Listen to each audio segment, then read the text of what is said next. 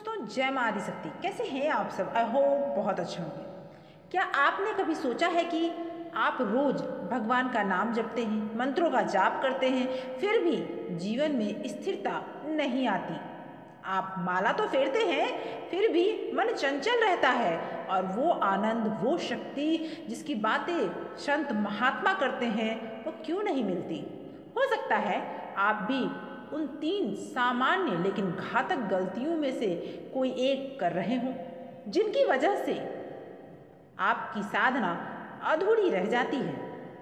और इसलिए आज मैं आपको बताऊंगी मंत्र जाप की वो 3 सबसे ज़रूरी सावधानियां जो हर भक्त, हर साधक को जानना चाहिए।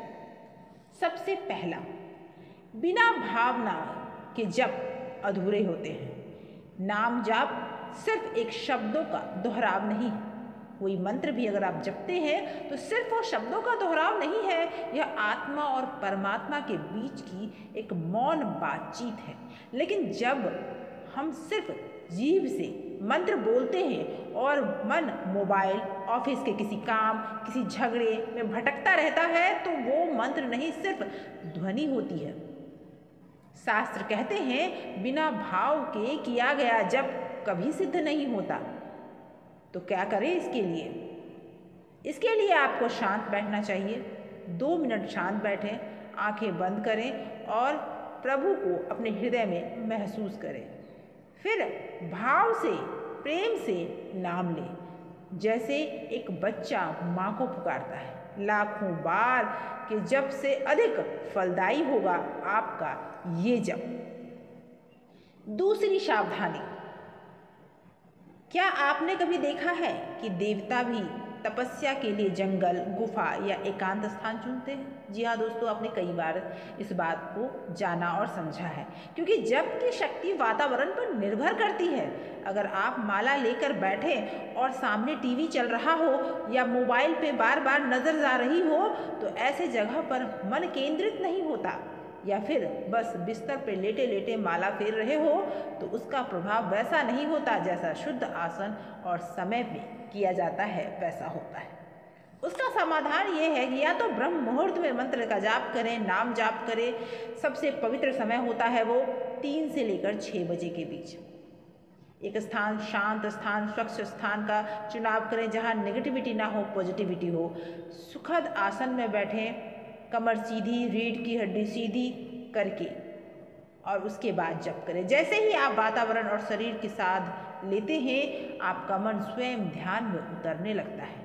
तीसरी सावधानी जो बहुत ही अहम है, और वो है अहंकार और दिखावा। ज़्यादातर लोग, बहुत सारे लोग कहें तो यहाँ गलती करते हैं। मैं रोज़ 1 माला जाप करता हूँ, मैं रोज़ 10 माला जाप करता हूँ, 108 माला जाप करता हूँ। अगर साधना अहंकार बन जाए तो वो विनाश का बीज बन जाती है। संत कबीर कहते हैं जहाँ अहंकार वहाँ भजन नहीं होता। भगवान को भक्ति चाहिए, संख्या तो बिल्कुल नहीं चाहिए।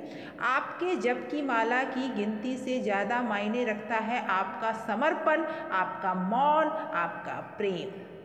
और इसके लिए आप कर सकते हैं, जैसे गहने को सजा के संभाल कर रखते हैं बिल्कुल सीने से लगा के, उसी तरह मंत्र के जाप को भी आप सीने से लगा के रखें। दूसरों को ना बताएं, गुप्त रखें। जप करते समय दूसरों को प्रभावित करने की इच्छा बिल्कुल त्याग दें। सिर्फ ईश्वर से बात करें, अपने भीतर के मैं को समर्पण में विलीन करें। सच्चा साधक वो है जो अपना विनम्र स्वभाव रखता है, खुद को भी जप का अधिकारी ना माने, ऐसा स्वभाव रखता है। नाम जाप कोई मशीन नहीं है जो बार बार एक शब्द बोले। यह तो प्रेम की एक यात्रा है जहाँ मन, आत्मा और शब्द तीनों एक साथ ईश्वर में लीन हो जाते हैं। और अगर आप इन 3 सावधानियों को जीवन का हिस्सा बना ले, तो आप देखें कि आपकी साधना गहरा होता जा रहा है, आपकी ऊर्जा शुद्ध होती जा रही है और भगवान स्वयं आपकी ओर खींचे चले आ रहे हैं। अगर आप अपने इन 3 सावधानियों को समझ लिया तो नीचे कमेंट में ज़रूर लिखें जय मां आदिशक्ति, या फिर जिस ईश्वर का नाम आप जपते हैं उनका नाम ज़रूर लिखें। इस वीडियो को अपने परिवार, मित्र और उन भक्तों तक पहुंचाएं जो सच्चे हृदय से भगवान का नाम जपते हैं लेकिन सही दिशा की खोज में हैं। नाम जाप में ये 3 सावधानियां जरूरी है, नहीं तो साधना अधूरी रह जाएगी। नाम जाप करते हो तो ये 3 गलती कभी मत करना।